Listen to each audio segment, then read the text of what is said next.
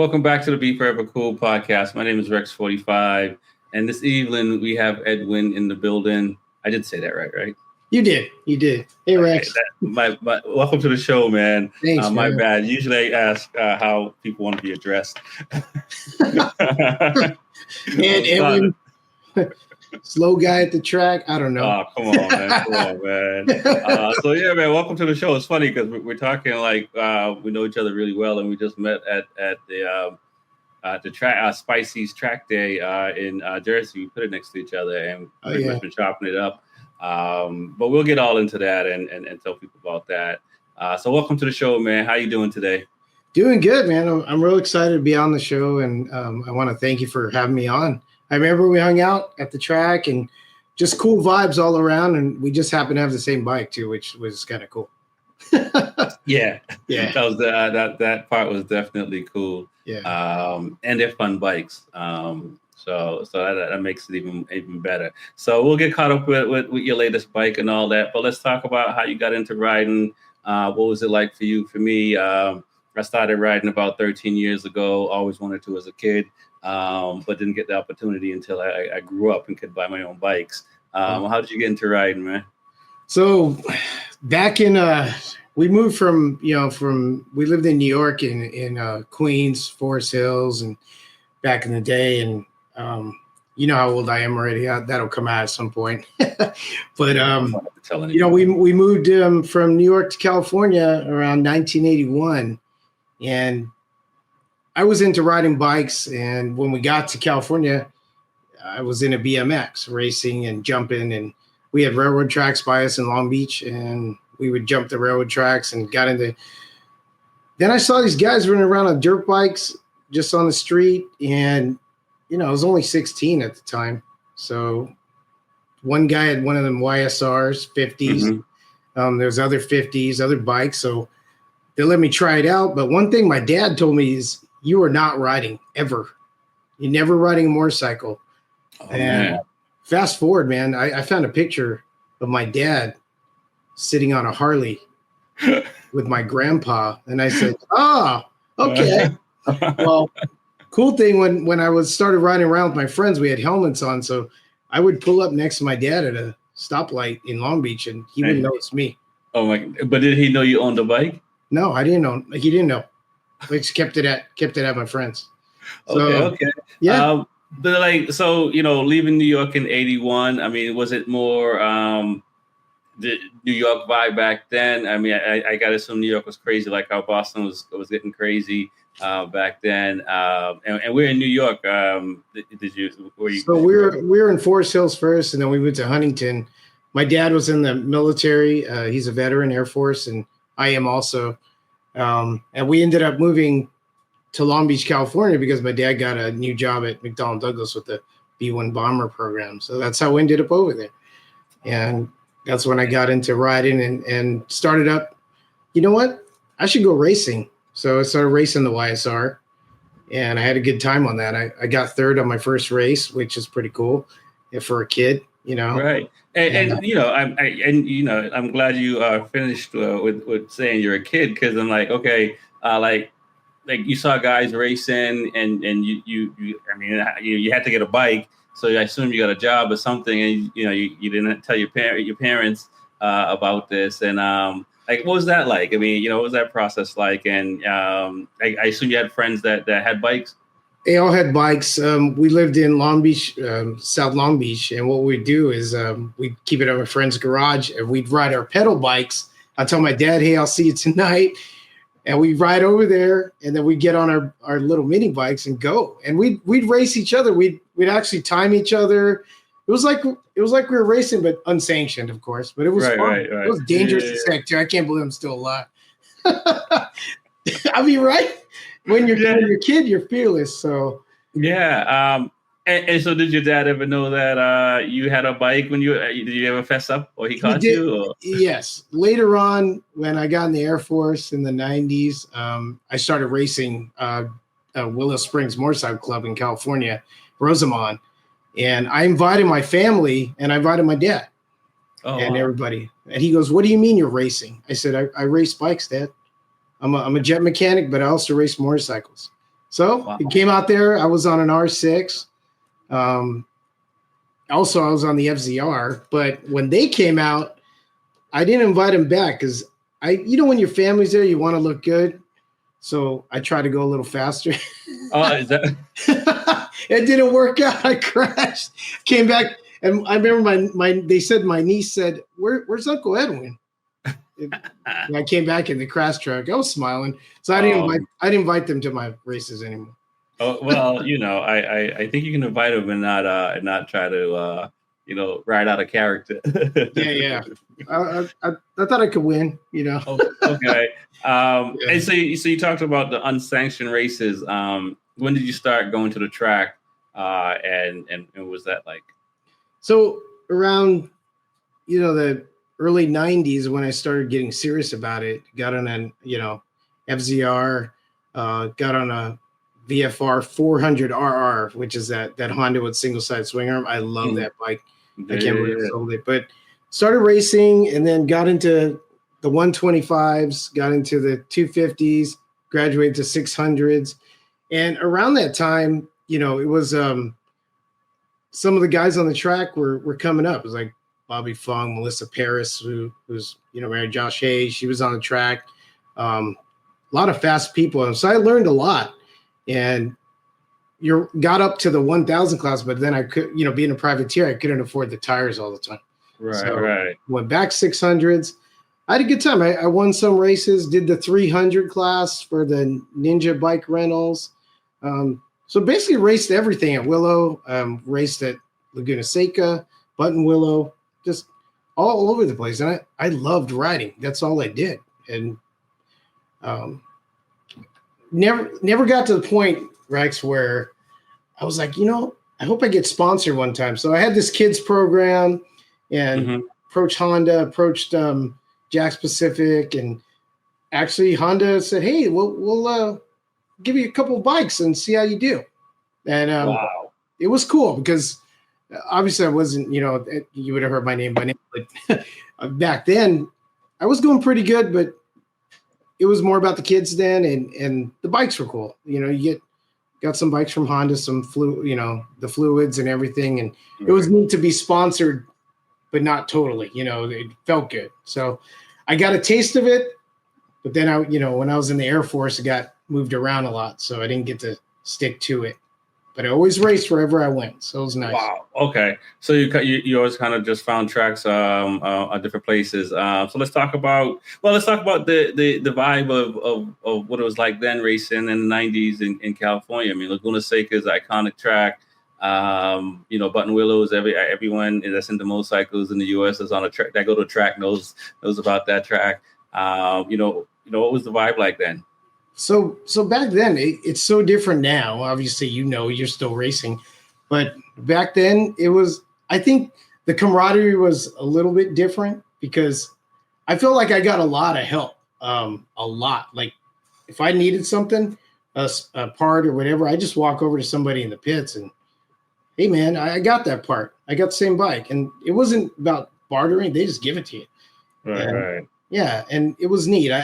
I still feel the same thing in some of the places I go, but I think it's changed over the years as far as that. And I do miss racing. In fact, because of you, I might go back. Oh, well, welcome back, I want to be forever cool too, but it won't be on the Panigale. Yes, I'll tell you. I hear you there. I brought my wife to a lot of my races, and we just became this really cool couple, just going to the races a lot. And I didn't care if I win or lose, crash. It was just good to be there. And I missed that part all the time. Every 2 weeks I was at a track or somewhere. Oh, wow. Now, Laguna Seca, one of my favorite tracks ever. And the corkscrew, of course. It's just so smooth. And I like going there because that's when MotoGP was racing there still. And, one of my favorite racers, Wayne Rainey, right there. And Nicky Hayden, of course. Right. Rest in peace. And yeah. So as far as the vibe back then, I'll say I enjoyed it a lot of how people were just coming together. And when you race, it was so fun. You probably feel it now, but I love just going down the street and looking at my buddy and saying, "Oh, I'm not touching the brakes." "Yeah, you are." or shut them. We used to shut each other off too. Oh my God. Okay. Yeah, that was. I've heard about it, and I've seen some stuff on online. Okay. Yeah. It's funny. I had Paul Duvall from Cycle Smith track days up. You might know Paul up from the East Coast. But they were talking about Loudon back in the '90s, and they used to just Frankenstein the bikes and just just go out. That's right. Oh yeah, just put stuff together. The FZR I had that was a Frankenstein bike. Yeah. Yeah. So I got in trouble. During that time too, I was stationed at Travis Air Force Base up by Sacramento, California. Mm-hmm. So Sears Point was another track that I raced at a lot, and also raced around on the street at Lake Berryessa. Okay. I don't know if you've ever been to that. No, I have not. I've been to California, but I haven't. I actually crashed at Lake Berryessa. That's when I think I told you the story at the track. I was following my friend. Yeah, I was following my friend, and he had his girlfriend on the back. And I mean, I don't know if this is appropriate. Yeah, I know you're like. So we're headed toward the turns, and we're doing really good. And I'm looking at her, check her out. And I guess I target fixated, and then all of a sudden I wasn't on the bike anymore. I hit the mountain, and my friend's like, "What happened, dude?" I'm gonna be honest with you. So I told him. He goes, "Oh, okay, that's cool. You all right?" So anyway, that's one of my funny stories. Listen, I've tried to impress people when I was a kid trying to wheelie and nearly bust my head open, and I realized I have to focus on what I'm doing and not get distracted.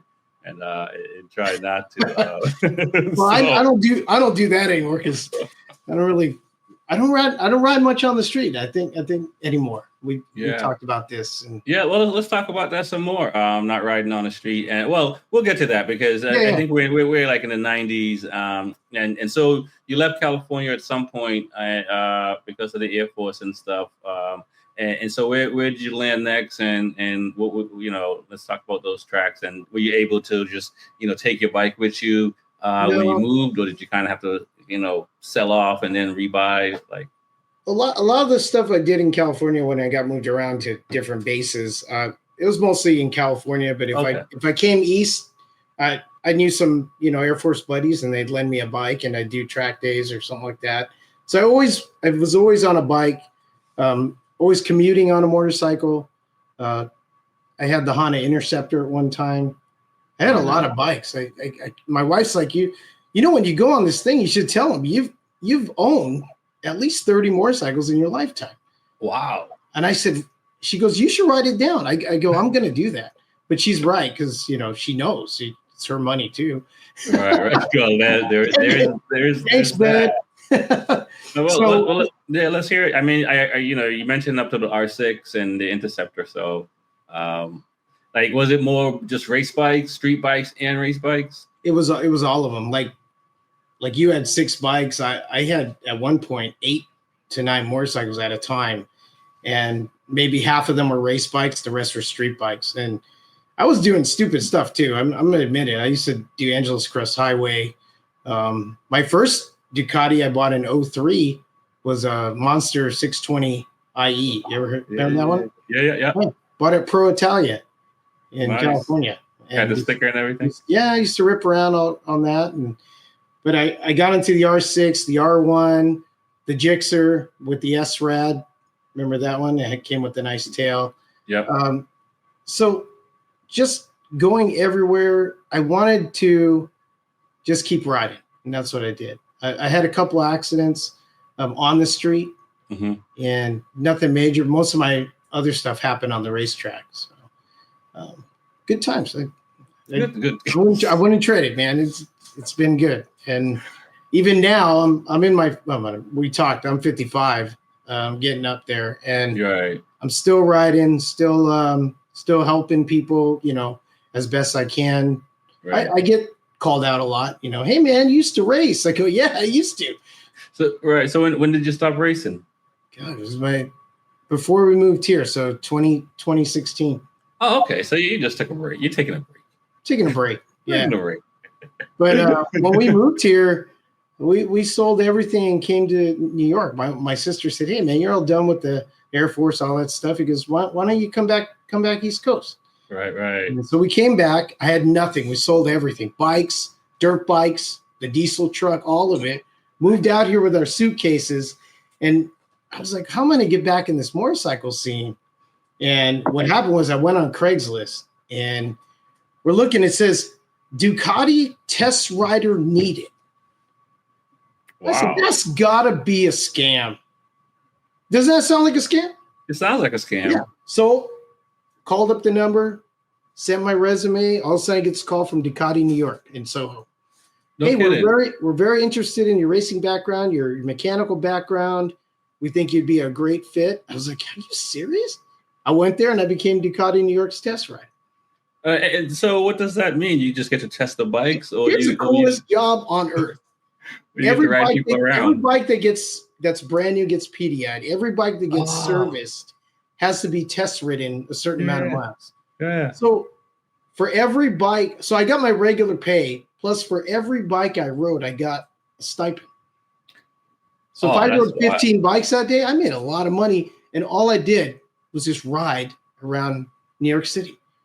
Oh, that's dope. It was the best job ever. And it's all new bikes. Okay, I'm gonna be honest with you. I'm not that tall, you notice, right? Yeah. So you know the Multistrada Enduro? Yeah. It's like a 38-inch inseam height, right? So I'm what, 5'2"? I don't remember what I am. Anyway, they had me test ride that, and I know if I put my feet down, if I stopped, I'd fall over on this guy's bike. So I said, I got next to a UPS truck and I go, hey man, can I put my foot on your tire? So that's what I did. At the stoplight, I rested my foot on the UPS truck. And then I just, got back as quick as I could. I said, bike's good. Yeah. Hey, listen, you got to be creative, man. But an Enduro down, man, that's a tall bike. So I had fun doing that. And what happened was, Rex, I also started cleaning bikes because during the downtime, I cleaned this customer's bike. He goes, man, that's really good. You should do something with that. Right. And that's what happened. I started doing that on the side, detailing bikes. And that's where 2Wheel Moto Detail was born on the side hustle. Right. Yeah. That's what's up. What's the coolest bike you've ridden at Ducati New York? So Tricolore, when that first came out, that nice bike. 916. Wow. That's a nice bike to ride. Just because, nostalgia and that bike being so awesome. And then a lot of the old ones. I like the classic, the Sport 1000. Got to ride a few celebrities' bikes. I won't mention it because I'm supposed to do, what do they call it? Not supposed to say. But there's a couple of celebrities' bikes that come through there, and I test them. It's kind of cool. I'll tell you those on the side. There you go. That is pretty cool. And then, so did you start? Is that the thing that got you to say, "Hey, let me go buy a bike and start riding on the East Coast"? Or was that guy, Kevin? And Kevin for a while didn't ride. They used to, he has his own company now for Granite Cycles in Richmond, Raymond, New Hampshire, and but he used to ride customers bikes all the time. So he's like, I'm good with just riding customers bikes. So I don't not like he was cruising, but test riding. I get that he didn't need to ride. But then in the last couple of years, he's since bought bikes and riding again. So like what was the thing for you? So what happened was they were talking about when the first year I was there at Ducati New York. They said, hey, we're doing a track day, and I said, oh, I don't have a bike, So they lent me a Hyper 6.9, the old 696 air cooled, and was ripping around on that at New York Safety Track. And I was like, okay, I'm back. That's it. So fast forward, got into the 899, the 959, Hyper 950, the 821. Got into the the 698 and the Panigale. So from then, this is from 2016. Yeah, this is all just Ducati bikes. Like every year you get a new bike. Now check this out. So I had a Yamaha FZ1. You remember that one? The old bike, the old FZ1? Yep. It's a naked bike, but has the R1 motor.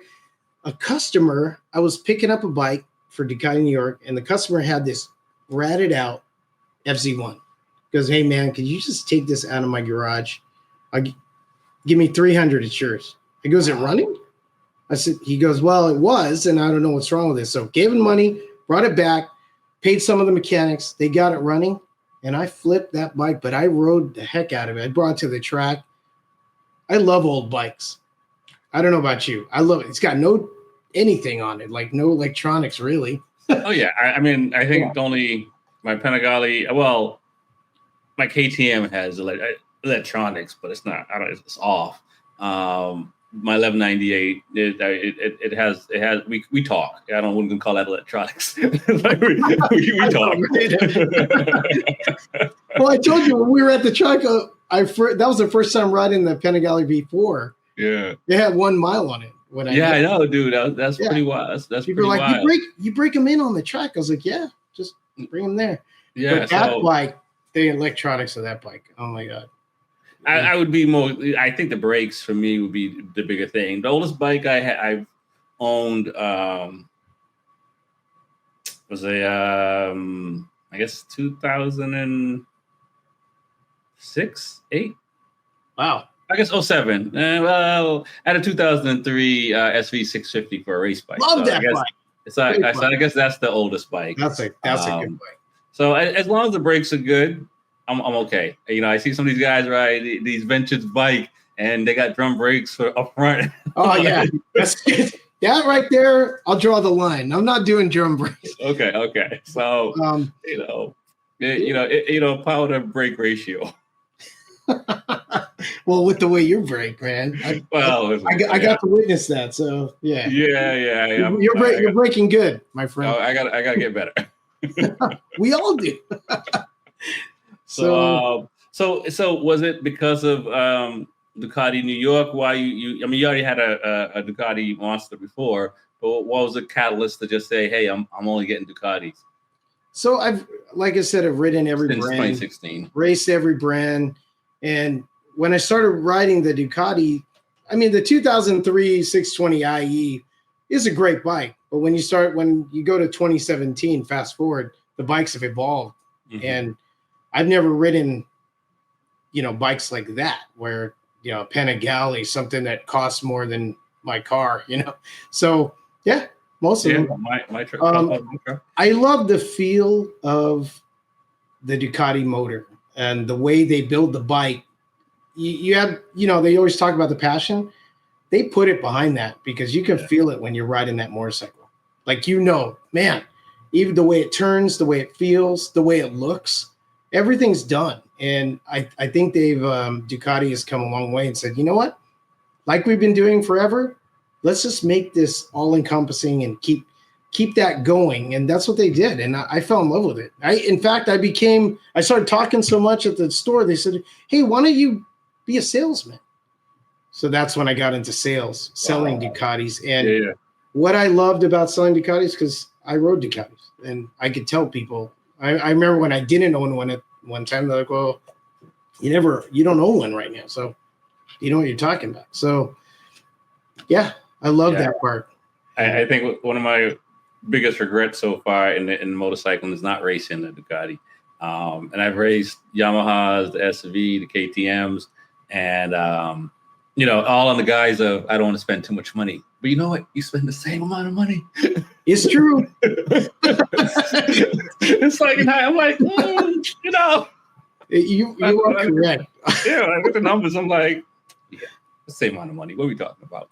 So that's my only regret. But from all of the, and I've had, I don't think I've had 8. Probably had like 6 Ducatis.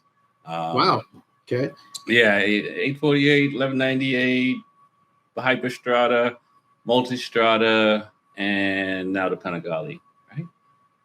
And which is your favorite? What's the favorite Ducati you rode? So is this my 1198? My 1198 is by far the best. Like I love riding that bike. It feels like an extension of me. It's like, and I was gonna say all of them kind of do that. Like with Ducatis, I don't know. Whatever line I want to take, it's the line I take. I'm never like, oh, I turned in too soon. Oh, I turned in too. It's always right. Like the thing, even at Jersey, like turn 1, 2 into 3. What is it? 3 AB or 4 ABC or whatever. Like it just felt like one big arc. It's just like until I had to flick left. It's just like, and like my KTM, my R6 on that, like I'm always not like, not necessarily going straight, like kind of always like adjusting the line a little bit, and this thing just it just either it's adjusting to me or it's just not listening to me. I don't know. Talk to me.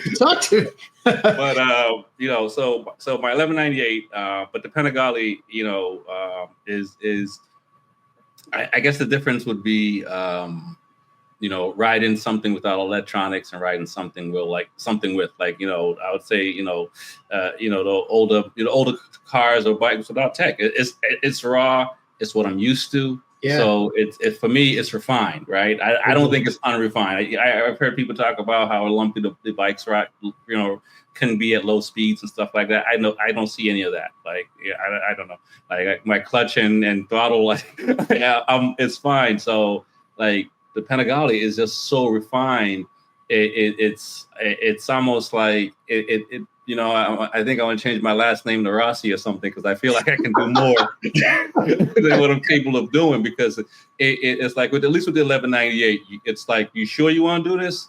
Yeah. Panigale is like, well, we're going to do it. We're going to be okay. We're going to do it. We'll be okay. So it's a toss up, but I still like the 1198 more because it's just and plus I'm a fan of the twins too. Yeah, the twins amazing. Also, the what I had to get used to was the auto blipper, quick shifter. Yeah. I mean, we talked about this back in the day. When I got to the East Coast, we'd go into turn 1 at New York Safety. And a couple of my buddies that I ride with, they go, "Hey man, you got auto blipper on?" I go, "No, I'm the auto blipper." You go, "Man, it's really smooth." I go, "Well, it's kind of what I have to do because I don't have all those other things you have." So when I finally rode a bike with that, doing the the auto shifting and downshifting and it blips for you, that was weird for me. And now it's like, okay, now I could go into turns, drop 2 gears, and it does it for me. I go, okay, you got it, Ducati. Yeah. Coming from cars and fan of standard shift and stuff like that. Like I didn't mind clutch and auto and matching the revs and stuff like that when I went on SV and stuff, and even my first R6. But once I got auto blip, it'll allow, especially, I mean, on the streets it doesn't. I don't think it matters, but on a track, it's just like one less thing your brain have to deal with. True. And then the least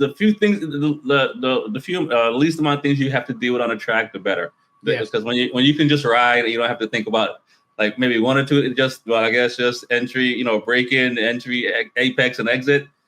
Life is easy. You know what I'm saying? Yeah. When you and you don't think it's a big deal when you've been doing it all your life, but then all of a sudden you just don't even have to think about it. That's a good way to put it. Shoot. Yeah, I'm happy with the way motorcycling has evolved. I'm doing a lot of track events. Also, I go to a lot of the bike nights, and I don't even bring a bike. Like I told you, I was headed out to that roof taco night. Yeah. Over in White Plains, New York. Went out there. It was awesome. I brought the family out, and a lot of bikes showed up, and it was amazing. I just love talking to people and listening, kind of like what we talked about when you told me about your podcast. I was like, man, I love that you're bringing just regular guys, that ride. And I'm that guy. I'm your average Joe rider, and it's neat that you're doing that. And I think that's what's missing in a lot of other things that I've seen, where people just talk to other people and say, hey man, what got you into this? Because that's the story. Yeah. And the crazy thing is, it's when I started it, I got it from, coming from the radio show I used to do, interviewing artists and stuff like that. So I just figured like, okay, let's interview writers and stuff. But after doing it and just hearing people's story, because like at the track, you may talk to other writers and stuff like that.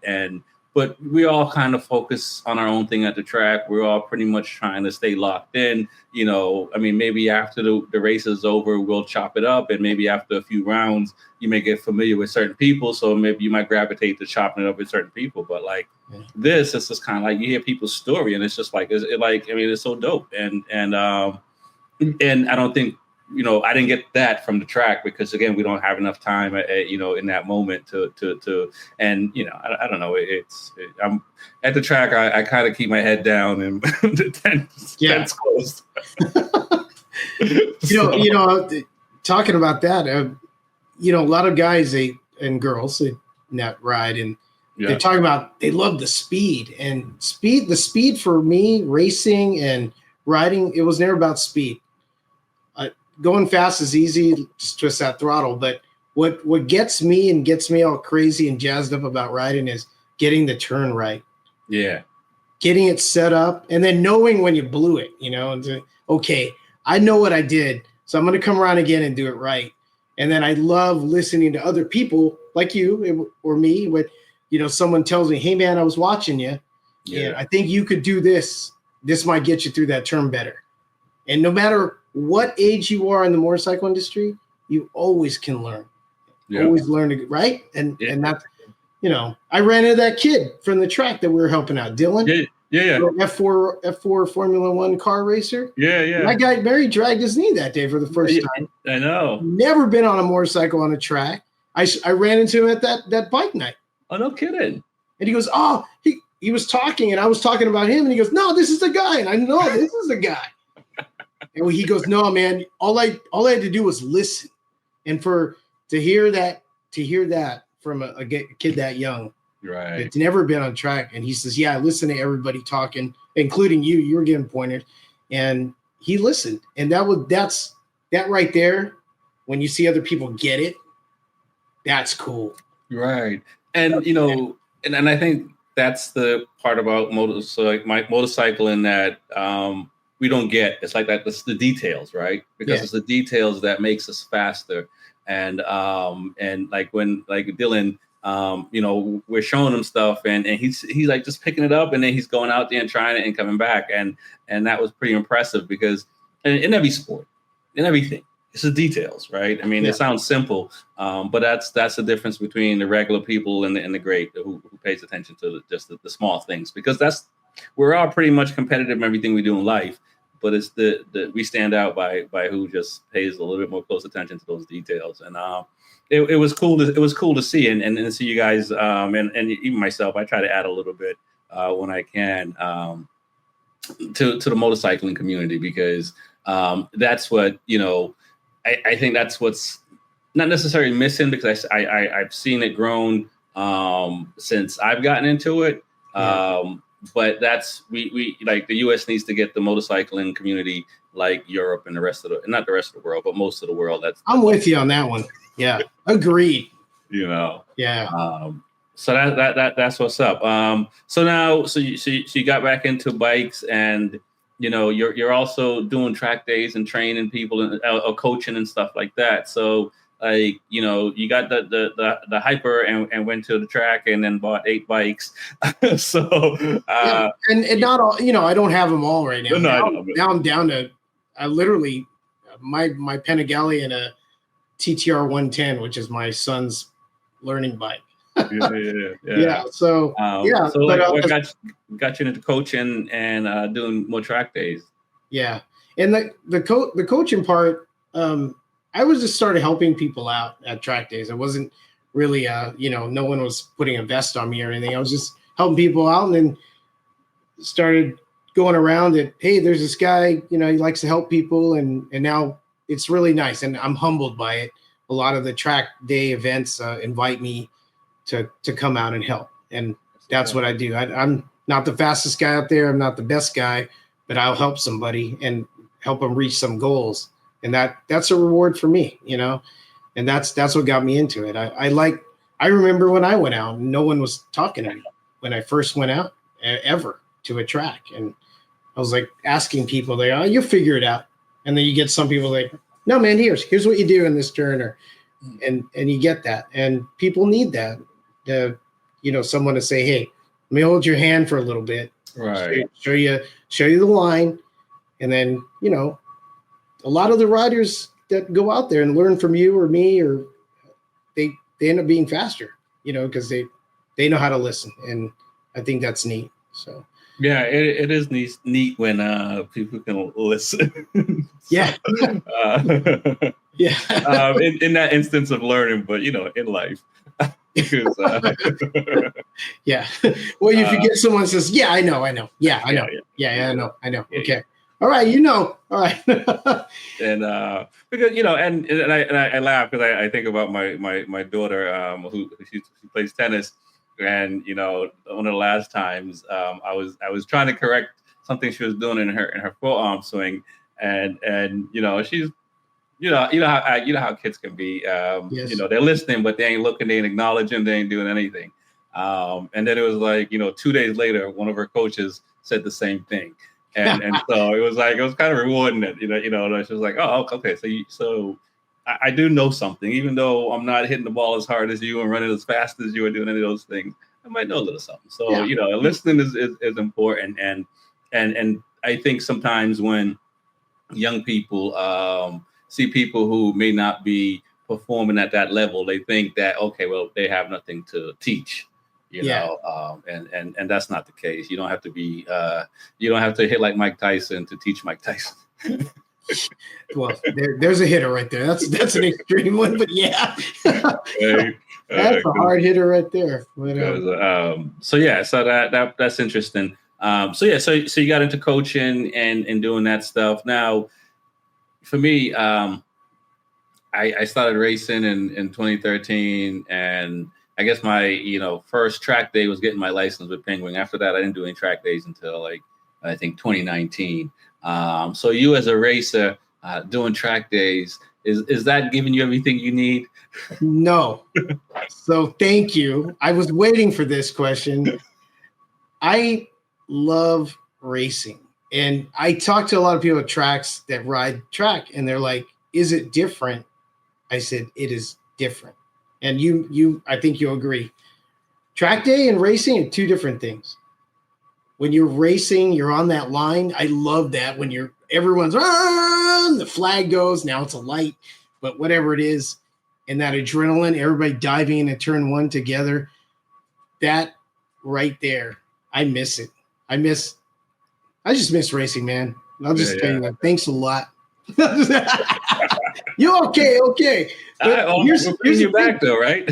I don't. Yeah, I already talked to my wife. She says, "Well, why aren't you?" And I said, well, life, and yeah, I'll go back, and it won't be on a Panigale V4. Trust me. No, it'll be on something a lot smaller. I don't care. Now, this is another thing I told people. It doesn't matter what you're racing. You'd be racing a skateboard against another 5 skateboards, and racing is racing. But something about a motorcycle, I want to do it again. And so I'll tell you what. When I saw you and met you and looked. I researched you on the your B4evaKool and all that. This guy's still racing. We're about the same age. I can still do it. That's right. So just tell me to do it, man. I'll do it. Listen, man, you already know Nike, man. No, I feel the same. It's something like I wanted, I tell some people, I don't tell everyone, but I wanted to race cars when I was younger. So racing, like you say, I remember in Jamaica, we used to race around the church and whatever. The fastest, I don't care what it is.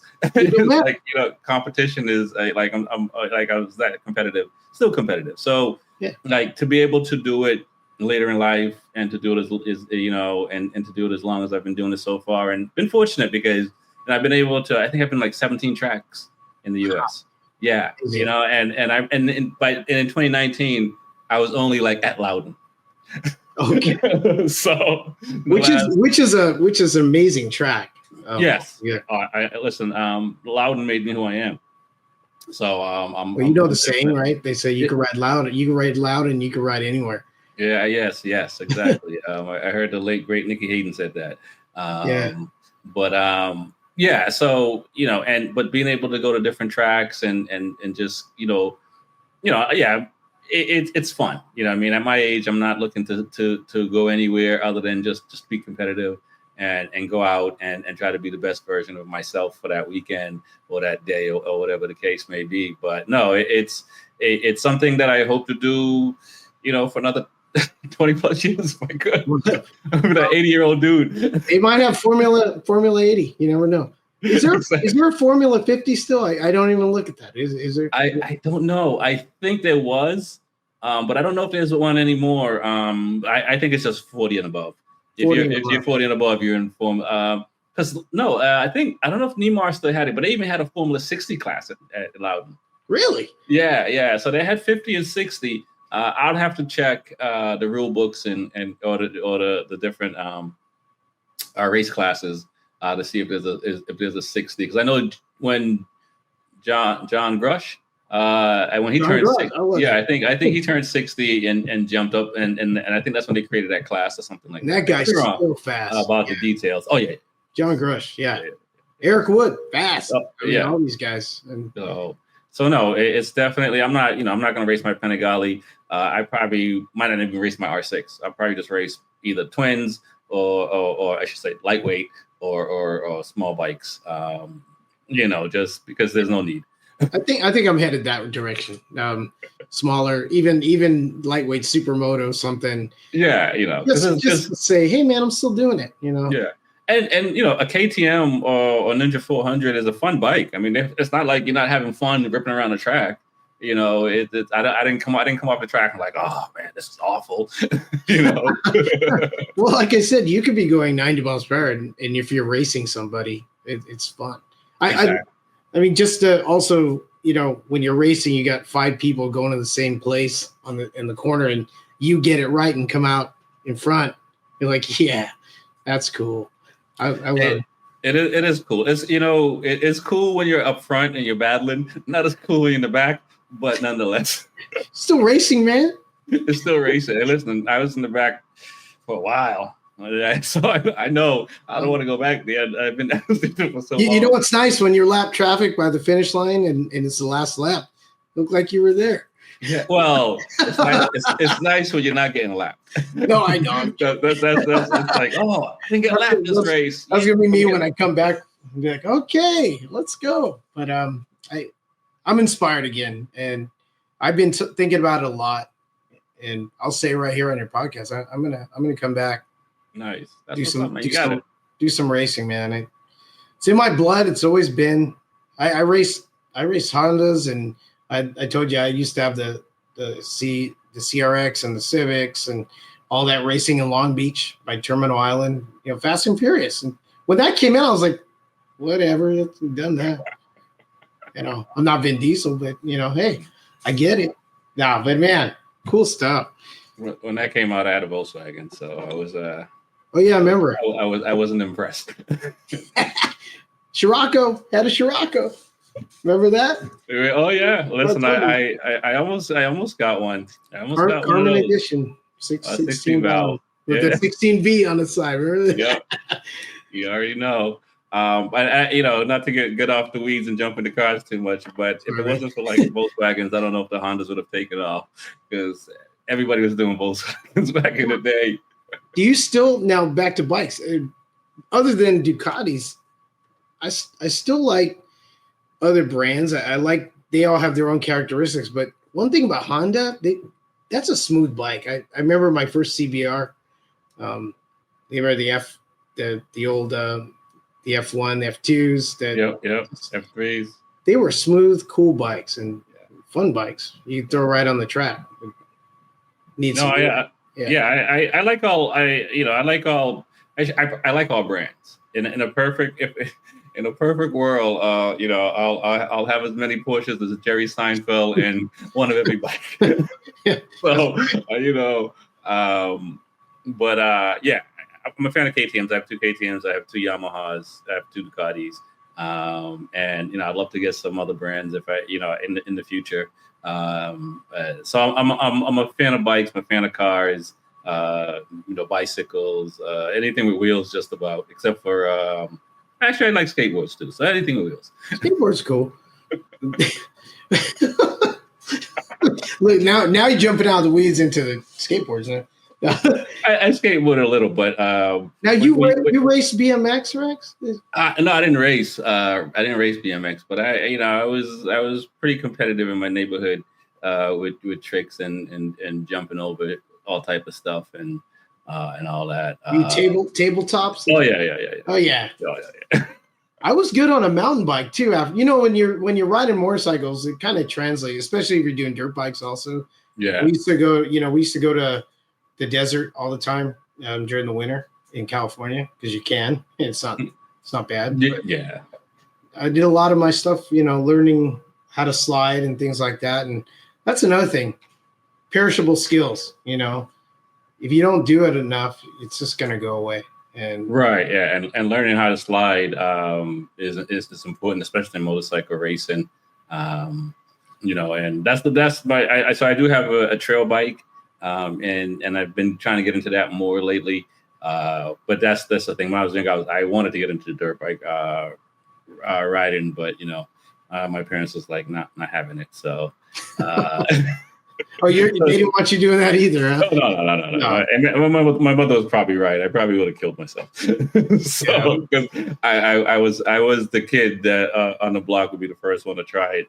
So speaking of wheelies, I didn't really wheelie a lot until I got maybe in the 2000s where I started saying, okay, I'm going to try this. And I 12 o'clock my R1. I saw a picture of it too. And nice. But then it went 1 o'clock, 2 o'clock. Oh, well, yeah.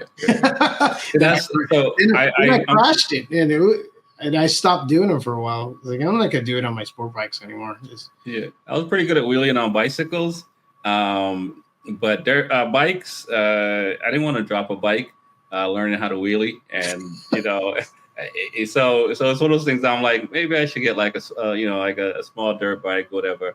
And just go practice something I can drop a bunch of times and not worry about it. But I wasn't ready to drop one of those bikes to just trying to wheel it. So if the front wheel comes up, I could deal with it. Yeah, front wheel comes up, that's cool, and that feels good. Like a power wheelie, and I can bring it up and all that. But you're gonna have to drop the bike one time, at least one time. So at least, and a lot of people that learn how to ride wheelie, they're dropping the bike at least 10, 15 times. Yes, before they get it right. So it's kind of like I'm not going to be doing that on the streets, and it's fine. I kick my leg out at the end of a race. I don't have to do it wheelie. No, you don't. So, man, I'm headed.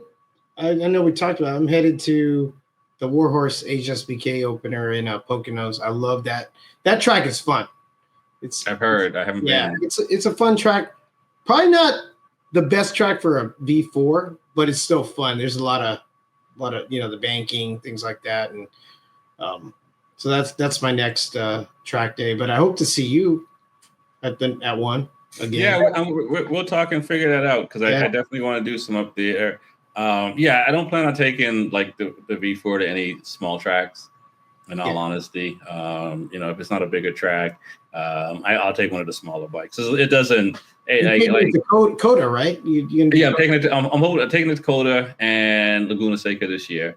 Oh. So I think those will be the two tracks this year, and we'll see what happens next year. You never know. I might actually do. I think you were talking about going to Daytona, so I might do. If you go to Daytona, no, I will be because that's Ducati Revs. So a lot of So Penguin runs those. Ducati Revs. Yep. So I help out all the time with that tech registration. Then I do some coaching and then ride. Yep. So I'm definitely be there, and I'll be. Your phone will be ringing.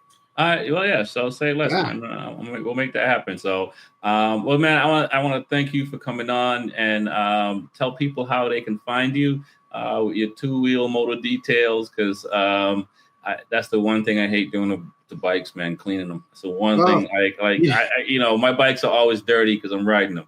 And I just did a bike on Sunday. It was you ever heard of David Blaine, the magician? yeah, I did his bike, wait a and second. I He's not made a a good joke. musician. He couldn't make the dirt That's disappear. what I said. See, you already took the joke. I saw him. I said, "Hey, man, he goes, well, what are you gonna do?" I go, "I'm gonna make the dirt disappear." He goes, "Oh man, if he had a dime for every time he's heard that, right?" Oh, really? That guy's a writer. Yeah. But the detail thing, 2Wheel Moto detail, that's evolved into something really cool. And you see my logo on the back. I drew that logo a long time ago, and I've gotten some people tell me now, "Hey man, you should really like make that more modern." I go, "Why? I like that's the number 2 is in there. See it? Yeah. Come on." I told you when I started that side thing, I had a one of them garden pumps. That was my pressure washer. Yeah, it was the worst. But people now I have a setup. It's real. It's a biz, So, Listen, it is yeah. what it is, right? As long as the bikes are clean, I don't really care. Yeah. So that's what's up. And then how can they find you on social media? So it's if you go to Instagram, it's 2Wheel Moto Detail NYC, and hit me up if you need your bike clean in New York area, and also at the tracks. If you see me at the track, I bring all my stuff and we'll gladly wipe your bike down or whatever. Hopefully, make it slower if we're racing. Just kidding, but yeah. And thanks, Rex, for having me on the show. I really appreciate this. It's amazing. I was watching a bunch of videos and I was like, man, this is a really cool show. So yeah, you're forever cool in my book. Oh, that's what's up, man. That's what we're trying to do. Make everybody. Yeah. Jeez. So thank you, man, for letting me tell my story and what's going on. And this is exciting to me. I was already ready an hour before this. So I was like, man, I can't wait to talk about bikes with this guy. Nice. So